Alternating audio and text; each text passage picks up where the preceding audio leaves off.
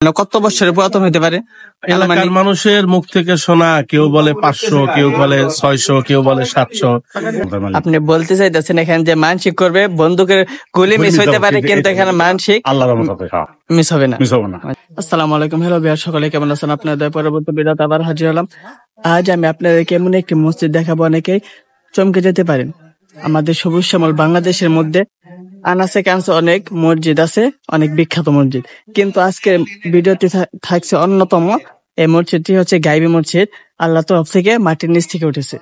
এই 3 তলা বিশিষ্ট দেখতে পাচ্ছেন, এটা পরবর্তী মানুষে দিয়ে দিয়েছে, কিন্তু এই পাশে একটা গম্বুজের মতো দেখতে পাচ্ছেন, এটা হচ্ছে গাইবী মসজিদ। এইটুকুই কোন এক গবেষকটা এসে বলে গিয়েছে এটা নাকি 600 বছরের পুরাতন। মাটি পরীক্ষা করে বলে গেছে এটা 600 বছরের পুরাতন।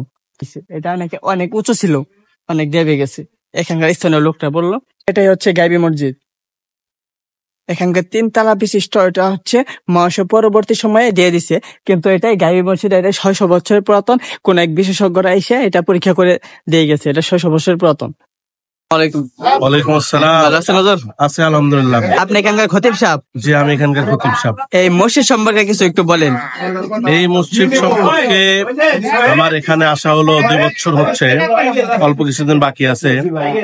অনেক বয়স্ক যারা আসে, যাদের 70, 80, 100 বছর বয়স আছে, তাদের কাছ থেকে শোনা, তারাও বলছে যে আমরা এটা দেখি নাই, বাপ দাদার থেকে শোনা, এটাই বলছে। এবং এখানে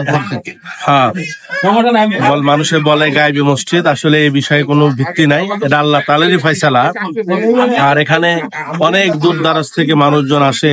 আমি অনেকে জিজ্ঞেস করি যে আপনি আসছেন, কয় না শুনছি এখানে আসলে, এখানে এসে নামাজ পড়লে আল্লাহ তাআলা মনের বাসনা পূরণ করে।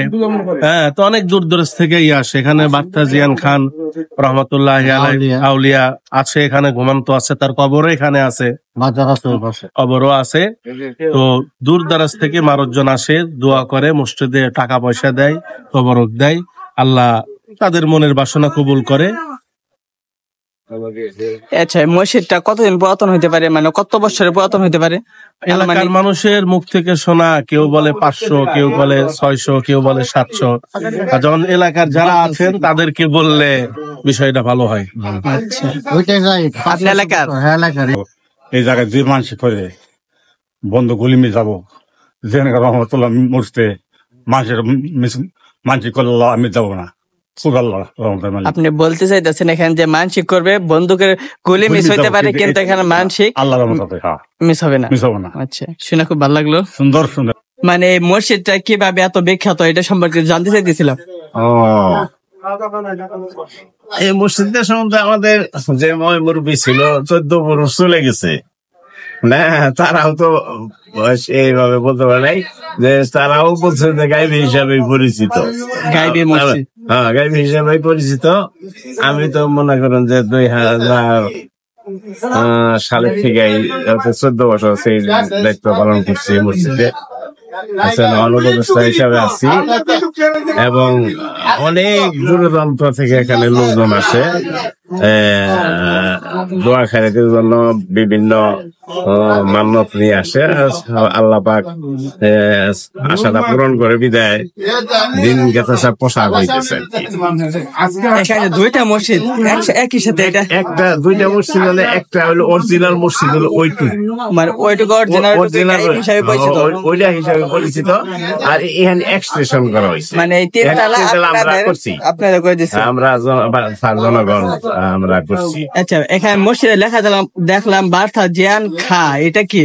ও, জিয়ান শাহ, এটা অলি, যেমন শাহজালাল, শাহপরান, কত অলি বিভিন্ন জায়গায় আছে। হ্যাঁ আছে, যেমন এই যে হামিদপুরের অন্য একটা গ্রাম আছে 18 দানা, অন্য 18 জন আউলিয়া বিভিন্ন এলাকায় ভাগ হয়ে যায়, এই জন্য ওই গ্রামের নাম হইলো 18 দানা।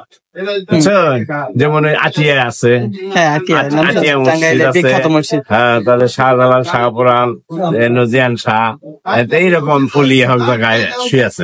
মানে সঠিক ভাবে কেউ বলতে পারে না এই মসজিদটা কার মাধ্যম হয়েছে। না, আমাদের 14 পুরুষ গেছে যে, তারাও বলতে পারে নাই। আমরা এই ছোটবেলায় যে এরকম সিঁড়ি ওই যে ওইটা বাইরে উঠতে পারি নাই, অনেক দেরি হয়ে গেছে।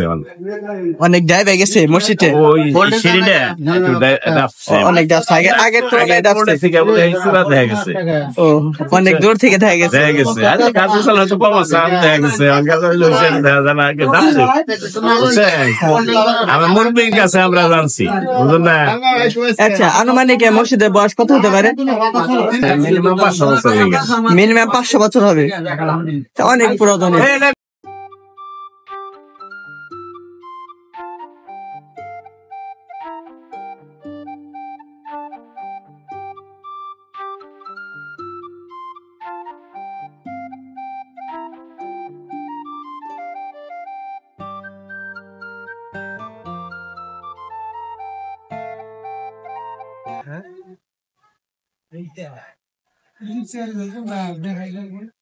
এবার আমরা মসজিদের ভিতরে দিকে দেখে আসি।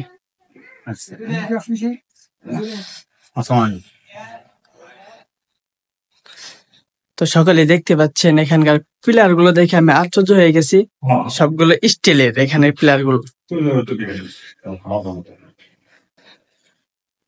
এই তো যেটুকু মাটির নিচ থেকে উঠছিল অর্থাৎ গাইবি মসজিদ, সেটা এই তো আমরা এবার প্রবেশ করি। এই তো দেখতে পাচ্ছেন অন্ধকার, দেখি লাইটের সিস্টেম আছে। এই তো এইটুকুই গাইবি। আবার রিপিট করি আপনাদেরকে,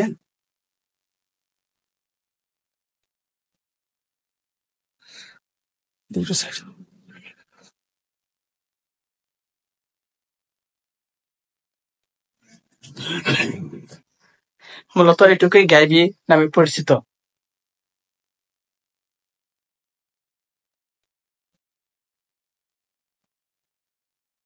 এই মসজিদে প্রবেশ করার পর সবচেয়ে আশ্চর্য মনে হয়েছে আমার কাছে এই পিলার গুলো দেখি।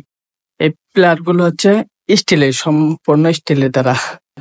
আমি বাংলাদেশের কোথাও দেখি নাই, মানে আমি জন্মের পর থেকে কোথাও দেখি নাই স্টিলের পিলার। আর এটাই হচ্ছে গাইবি মসজিদ।